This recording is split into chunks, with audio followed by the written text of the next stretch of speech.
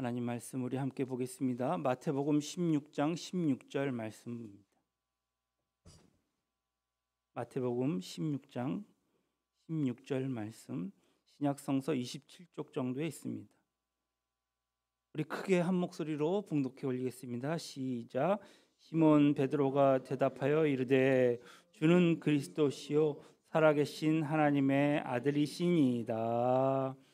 아멘. 옆 사람과 인사합시다. 행복하세요. 축복합니다. 할렐루야. 건강하세요. 우리 인터넷 시청하고 계시는 성도 여러분, 주님의 이름으로 환영합니다. 감사합니다. 오늘은 믿음에 대한 얘기를 해보겠는데요. 믿음은 눈에 보이지는 않지만 눈에 보이는 그 어떤 것보다 중요합니다. 믿음이 없이는 단 하루도 살아갈 수 없기 때문입니다. 그러므로 믿음은 곧 생명입니다. 기독교에서 그렇게 믿음을 강조하는 이유도 여기에 있습니다. 우리가 교회를 다니면서 가장 많이 듣는 또 많이 사용하는 단어가 아마도 믿음일 것입니다. 성경은 믿음이 없이는 하나님을 알 수도 없고 구원을 받을 수도 없으며 하나님을 기쁘게 할 수도 없고 세상을 이길 수도 없다라고 말씀하십니다. 이처럼 믿음은 교회를 다니는 하나님의 백성들에게 꼭 필요하며 생명과도 같습니다. 그렇기 때문에 강한 믿음을 소유한 신앙인이 우리는 꼭 되어야 할 것입니다.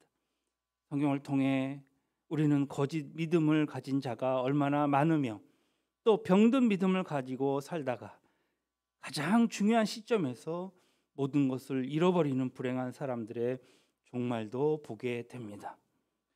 사실 제가 좀 언짢은 것은 오늘 좀 새로 온 우리 형제들이 좀 이렇게 젊은 청년들, 어린 청년들이 오늘 와서 하나님의 말씀을 들었으면 어떨까. 일주일 내내 기도하면서 말씀을 준비했는데 이렇게 생각했던 그 형제들이 나오지 못하는 것을 보면서 좀 안타까운 마음이 들어서 마음이 썩 좋지는 않습니다. 하지만 이 자리에 모여 있는 우리가 하나님의 정말 믿음을 온전히 성취하며 누릴 수 있는 백성이 됐으면 좋겠습니다. 자, 이제 우리는 이런 불행한 자들이 되지 않기 위해서 믿음에 관한 아주 중요한 것들을 나누려고 합니다. 믿음은 그 사람의 삶의 방향을 결정한다고 말할 수도 있습니다. 내가 무엇을 믿느냐에 따라서 내 삶의 방향을 결정지을 수도 있는 것이기 때문입니다. 좀 더 쉽게 설명하면 돈을 내가 믿을 수 있는 것의 최고라고 생각하면 머니가 내 인생의 최고다. 그럼 돈과 함께 그 사람의 삶의 방향이 결정될 것입니다. 돈이 있을 때에는 그 사람이 행복해질 수 있습니다. 하지만 그 사람이 원하는 만큼 돈이 많지 않거나 돈이 그 사람을 떠나가게 되면 돈으로 그 사람은 정말 불행해질 것입니다.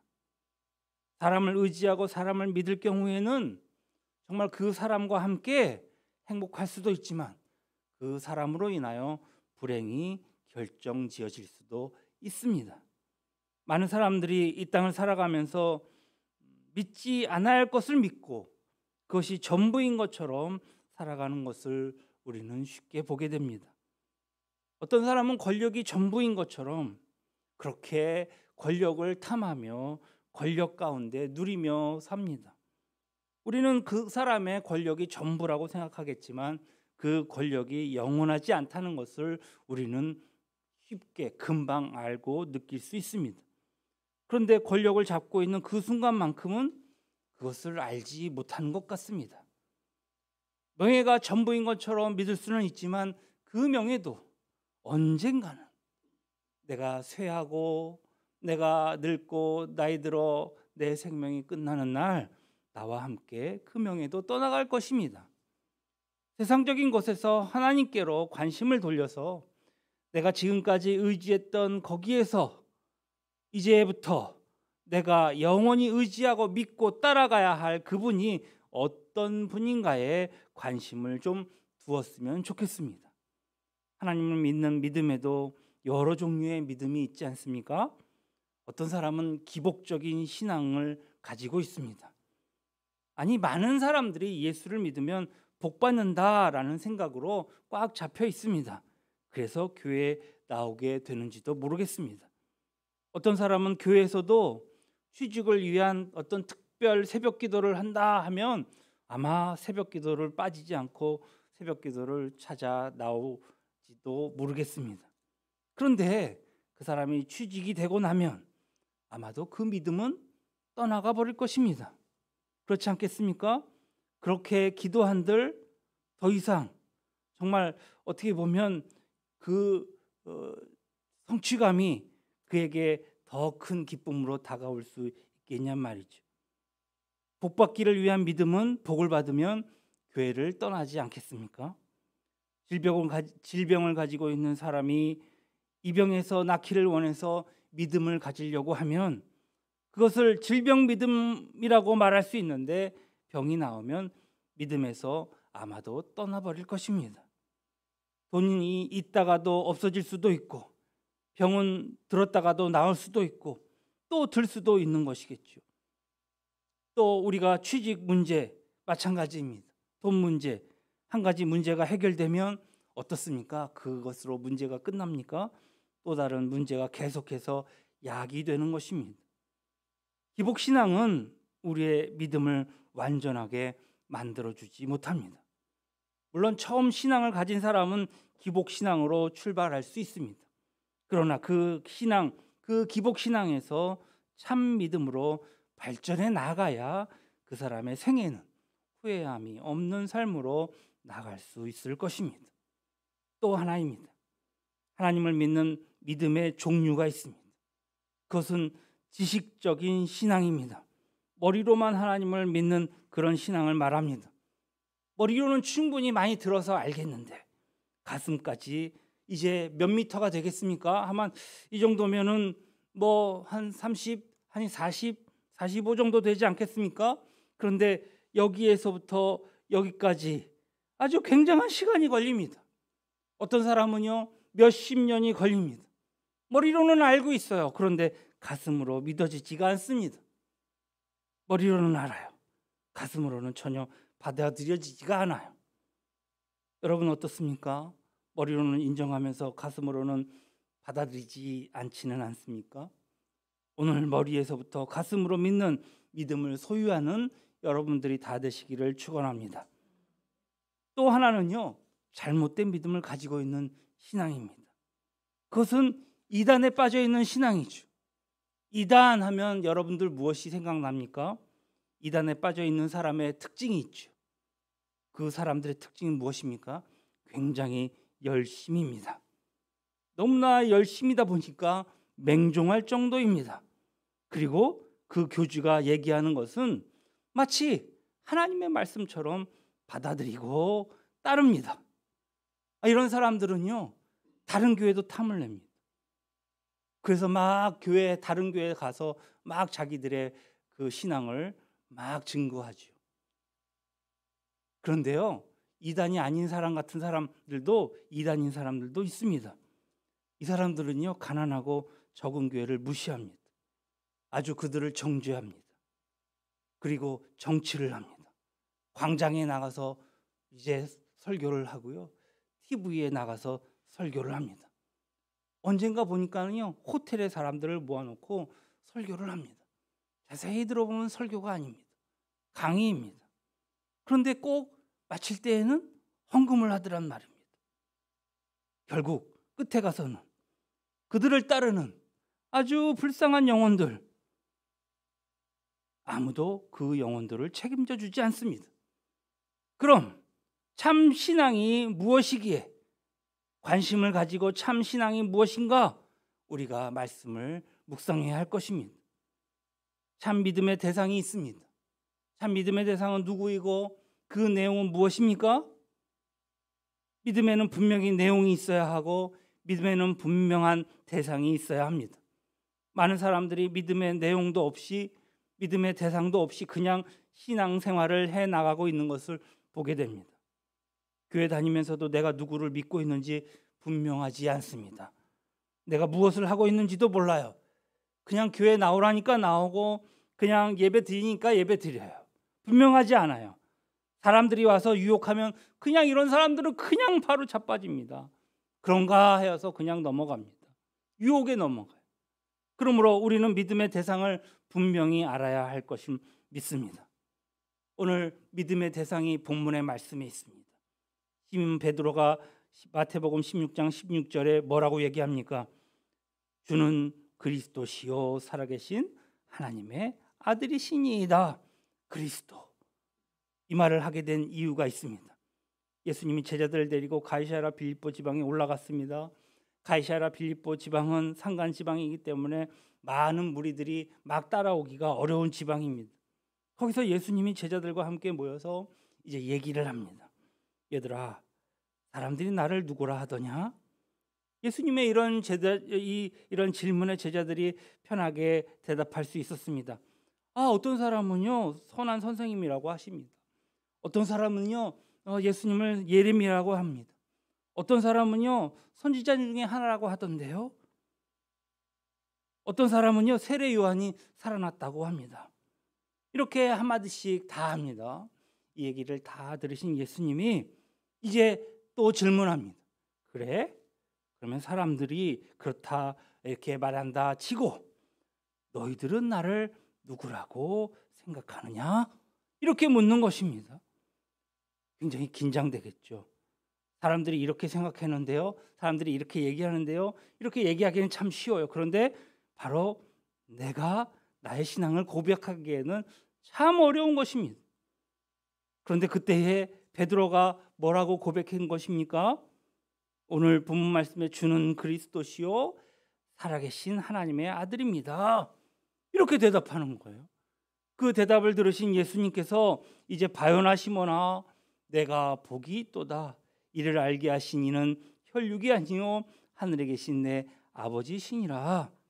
예수님이 이렇게 칭찬해 주시는 거예요. 이 고백을 한 것은 네 머리에서 나온 것이 아니고 하나님이 너에게 고백할 수 있도록 도와주신 그러한 고백이란다. 여러분, 이 말의 의미를 우리는 다시 한번 생각해 보아야 합니다. 예수님이 이 고백을 들으시고 매우 흡족해 하셨다 했습니다. 그렇다면 이 고백은 예수 믿는 모든 사람의 고백이 되어야 할 것입니다. 그런 의미에서 이 베드로의 고백이 어떤 의미를 가지고 있는지 우리는 한번 짚어봐야 합니다. 먼저 베드로는 주는 그랬습니다. 주는이라는 말은 예수님은 나의 주인이십니다. 이렇게 얘기하는 거예요. 그렇게 고백한 것과 더불어 주인이신데 그리고 뭐라고 합니까? 나의 그리스도이십니다. 그리스도라는 말은 무슨 뜻입니까? 이 헬라어가 그리스입니다. 히브리어는요 메시아입니다. 이 뜻은요 기름 부은 자, 구원자라는 의미입니다. 구약 시대에 하나님께서 사람을 구별시키기 위해서 기름을 부어 주셨습니다. 많은 사람들 중에 왕을 세울 때 머리에 기름 부으시든지 아니면 많은 사람 중에 선지자를 선택할 때 기름을 부으셨습니다. 또 제사장을 세울 때도 머리에 기름을 부었습니다. 똑같은 사람이지만 왕, 선지자, 제사장에게 기름을 부었습니다. 예수님이 이 세상에 오신 이유가 있습니다. 예수님이 이 땅에 오셔서 어떤 분으로 한 생을 사셨는가 하면 왕으로 한 생을 사셨습니다. 그리고 예수님께서 십자가에 못 받으시고 돌아가실 때에 십자가 머리 위에 뭐라고 쓰여 있었습니까? 유대인의 왕 이렇게 쓰여 있었습니다. 우리 예수님은 왕 중에 왕이십니다. 또 하나는 선지자적인 생을 사셨습니다. 또 하나는 예수님은 대제사장으로 생을 사셨습니다. 그러므로 그리스도이십니다. 이 말 속에는 주님은 우리 가운데 구별된 분이신데 우리의 구원자로 오신 분이십니다라고 하는 고백이 들어있는 것입니다. 우리의 구원자로 오셔서 우리를 위해 무엇을 해주셨습니까? 왕으로서 사역을 해주셨고요. 선지자로서의 사역을 해주셨습니다. 대제사장으로서의 사역을 해주신 것입니다. 대제사장의 사역은 무엇입니까? 우리를 위해 하나님께 기도해 주시는 사역, 또 우리를 하나님 앞으로 인도해 주시는 사역입니다.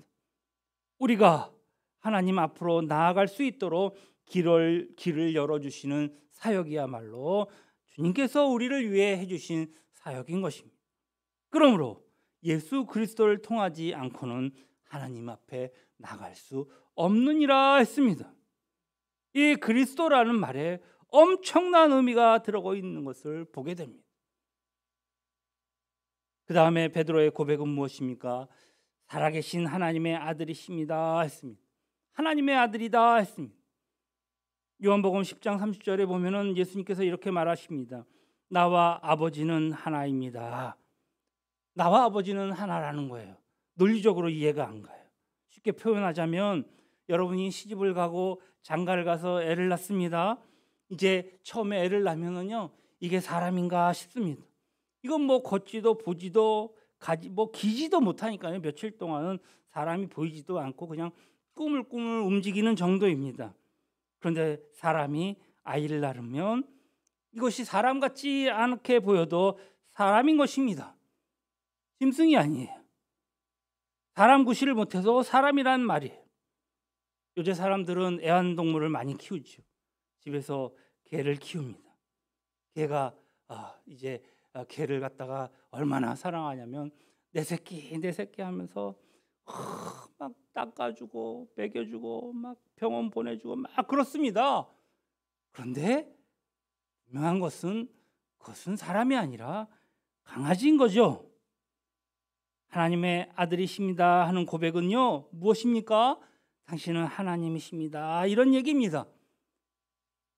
이 말은 하나님이신데 이 땅에 오셔서 우리를 구원할 구원자이십니다 라고 하는 고백을 하는 것입니다. 우리는 누구를 믿습니까? 많은 사람들은 하나님을 믿습니다 이렇게 얘기합니다. 그렇게 얘기하는데 하나님은요, 섬김의 대상이고요, 정확하게 우리는 예수님을 믿습니다. 이 표현이 맞아요. 그래서 우리가 전도할 때 누구를 전합니까? 예수 믿으세요, 예수 믿으세요 그럽니다. 성경 말씀 속에 있는 하나님, 그 예수 그리스도를 우리는 믿는 것입니다. 자, 그러면 그 믿음의 내용은 무엇입니까? 대상이 분명하다면 그 내용도 분명해야 됩니다.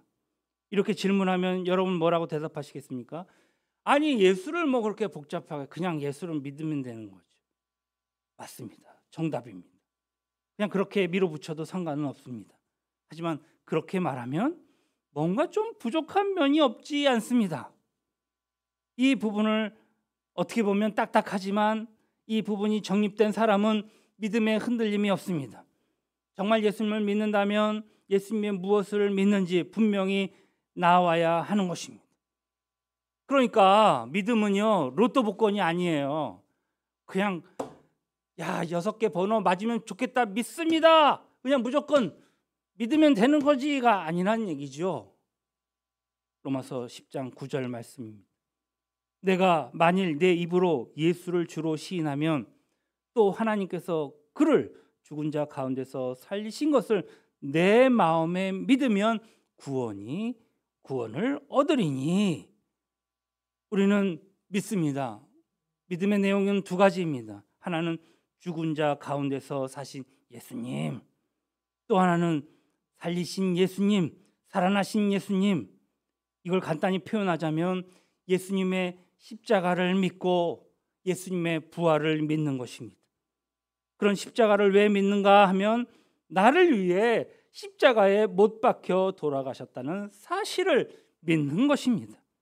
나의 모든 죄를, 내가 태어나면서 지었던 모든 죄를, 아니 그 조상 때부터 유전되어진 나의 모든 죄를 다 짊어지시고 십자가에 돌아가셨다, 이 십자가에 돌아가셨다, 다 처리해 주셨다라고 하는 것을 믿는 것입니다.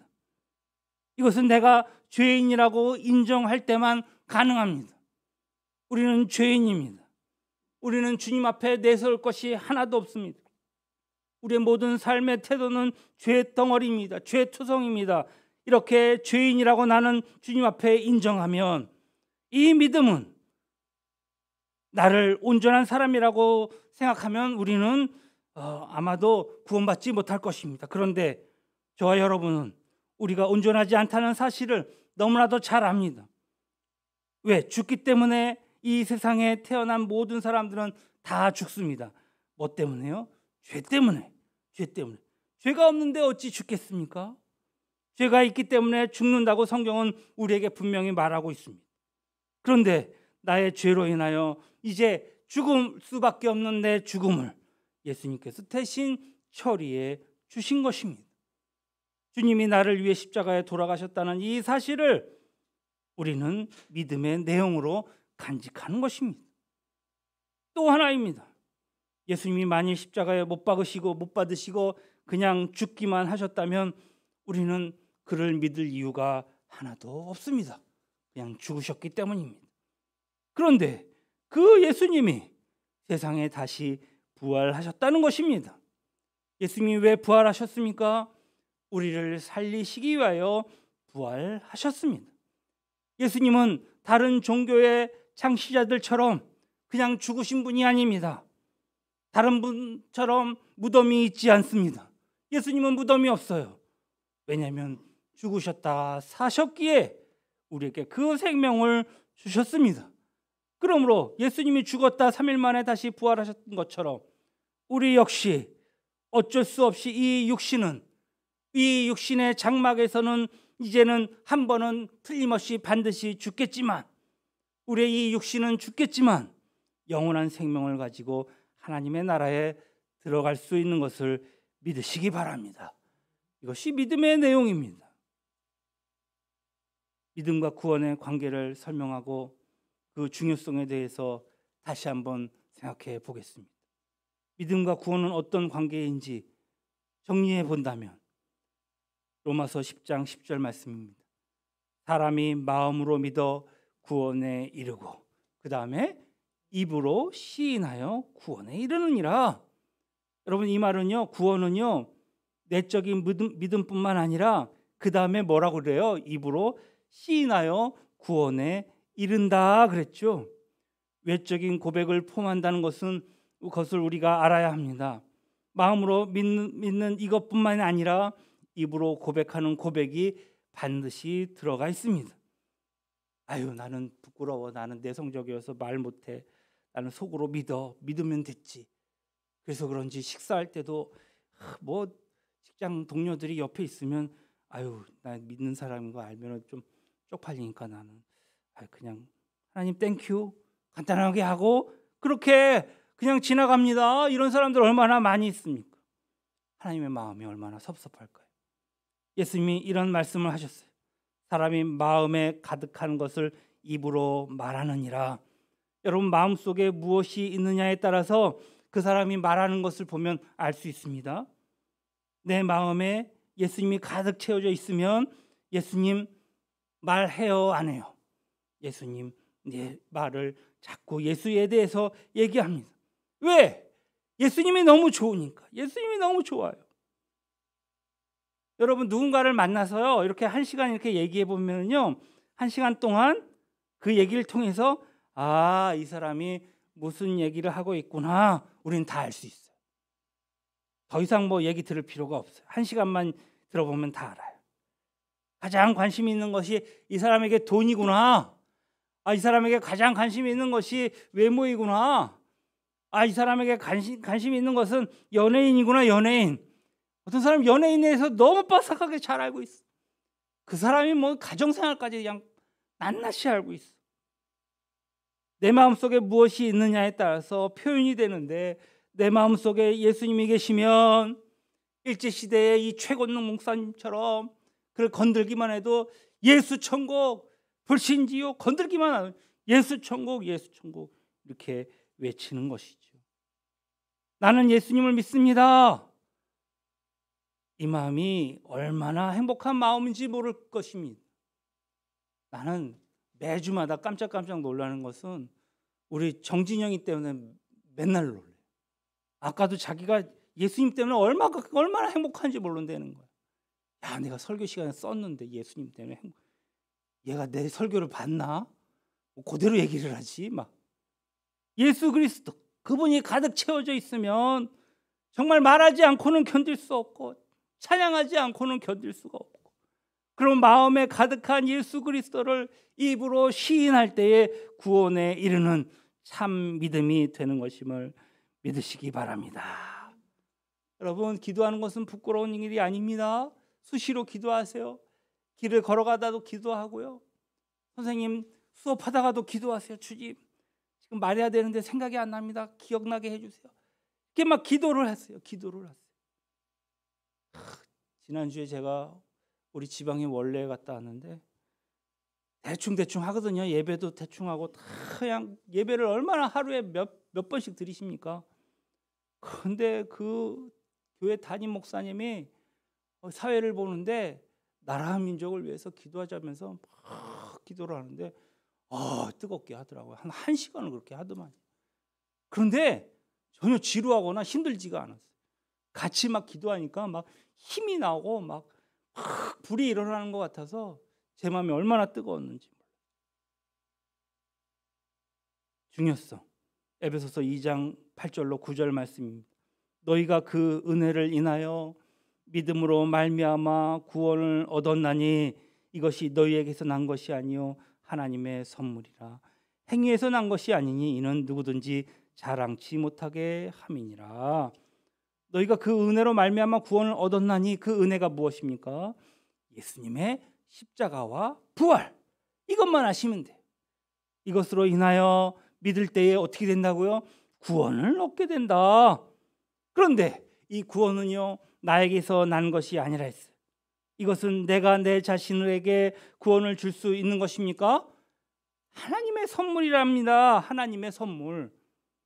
누구의 선물이라고요? 하나님의 선물이라고요. 행위에서 난 것이 아니고 선물이라는 것은 그냥 받아들이고 내 것 삼으면 되는 것입니다. 하나님은 우리에게 요구하시는 것 딱 한 가지 있어요. 예수님이 나를 위해 십자가에 못 박으시고 3일 만에 부활하셨다는 그 사실, 이 사실을 믿는 것, 받아들이는 것, 인정하는 것. 나는 죄인입니다. 나는 구원자가 필요합니다. 나는 예수님이 나의 구원자이십니다. 이것 하나면 값없이 주시는 영원한 생명의 은혜인 것을 믿으시기 바랍니다. 여러분, 그러면 의문이 생겨요. 그런데 예수쟁이들 보면 예수쟁이들 뭐 안 믿는 사람처럼 온갖 죄 다 저지르고 나쁜 짓이나 나쁜 짓 다 해놓고 하나님 잘못했어요, 용서해 주세요, 그렇게 회개하지 않느냐? 나쁜 짓은 혼자 다 하네, 이렇게 생각하는 사람도 있습니다. 여러분, 타종교는요, 좋은 데 가기 위해서 노력을 해요. 그런데 우리는 달라요. 좋은 데에 갈 것을 이미 얻었기 때문에 그것이 감사해서 착하게 살아야 되는 것입니다. 구원받기 위해서 착한 일 하는 사람은요, 이기적인 사람이에요. 이기적인 사람. 그래서 저는요, 교회에서 절대로 일 안 시켜요. 자기들이 자발적으로 하게 그냥 자기 해야지 왜 그걸 시킵니까? 구원받은 사람은요, 감사해서 무조건적인 헌신을 하는 거예요. 어떻게 해요? 오른손이 하는 걸 왼손이 모르게 합니다. 여러분, 우리의 지체 속에 오른손이 하는 걸 왼손이 모르게 할 수 있을까요? 불가능하죠. 그런데 이런 사람들 있어요. 교회에서 일하면서 왜 나를 안 알아주지? 내가 이렇게 열심히 하는데 상처받아요. 그래서 교회 안 나와요. 네가 나를 이렇게 무시해? 그리고 교회 안 나오는 사람도 봤어요. 오른손이 하는 것 왼손이 모르게 한다는 것에 의미가 있습니다. 그것은 내가 한 모든 선행을 잊어버린다는 거거든요. 하나님이 우리에게 가르쳐 주신 것은요, 오른손이 하는 것을 왼손이 모르게 하라는 거예요. 내가 한 모든 착한 일을 내 머릿속으로 기억하고 있으면 그것은 더 이상 착한 일이 아니기 때문이겠죠. 내가 누구를 도와주었는데 그 사람을 볼 때마다 막 생각이 나. 저 사람 내가 도와줬는데, 더 좋아하는데, 이러면 착한 일이 아니라는 거예요.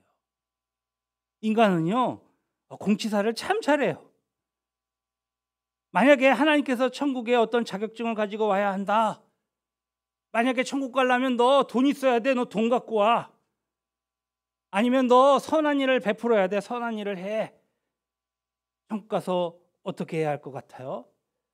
야, 나 돈 50억 내고 천국 갔어. 자랑하지 않겠어요?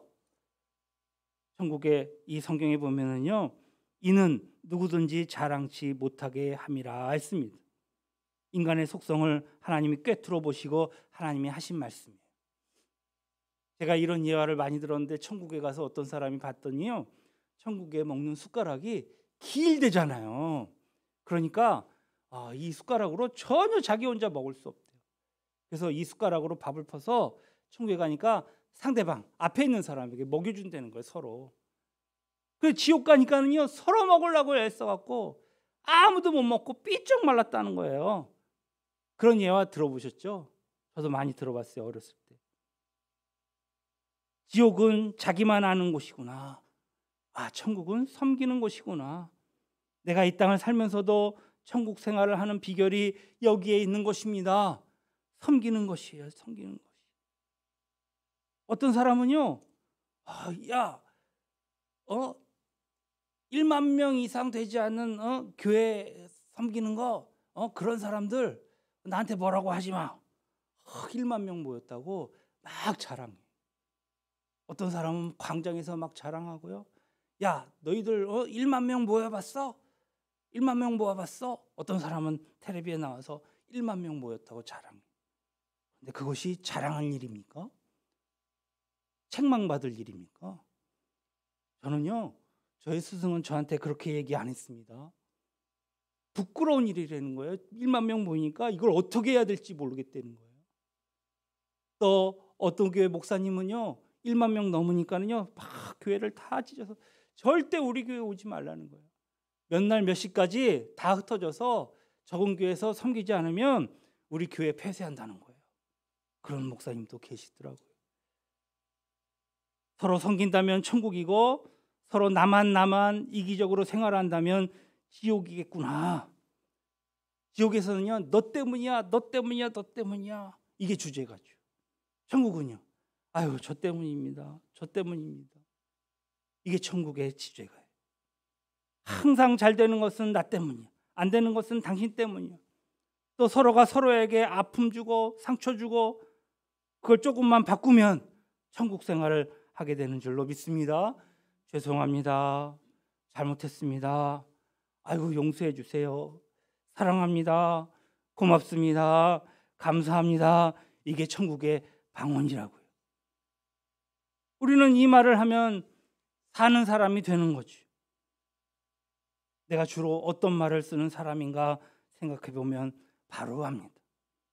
나는 오늘 천국의 백성으로 살고 있는가? 정말 참 믿음을 가지고 있는 사람인가?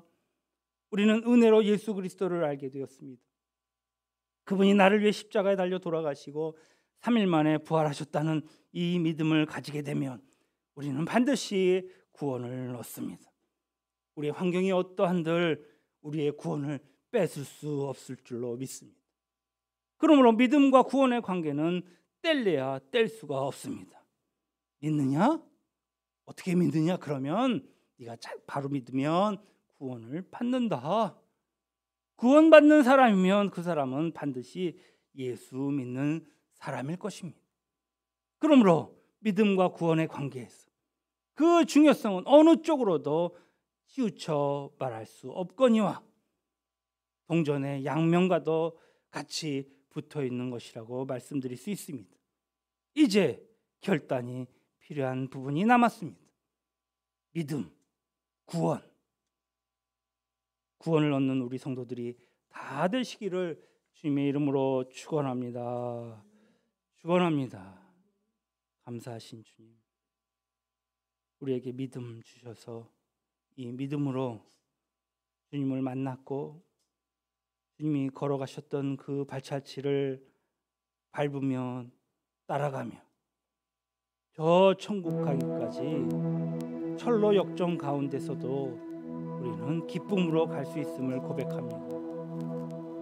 오늘 참 믿음을 가지고 세상 사람과 같지 않은 주님의 자녀로 살아가기 부끄럽지 않는 우리 예언의 성도들이 다 되기를 원하오니 우리를 도와주시옵소서.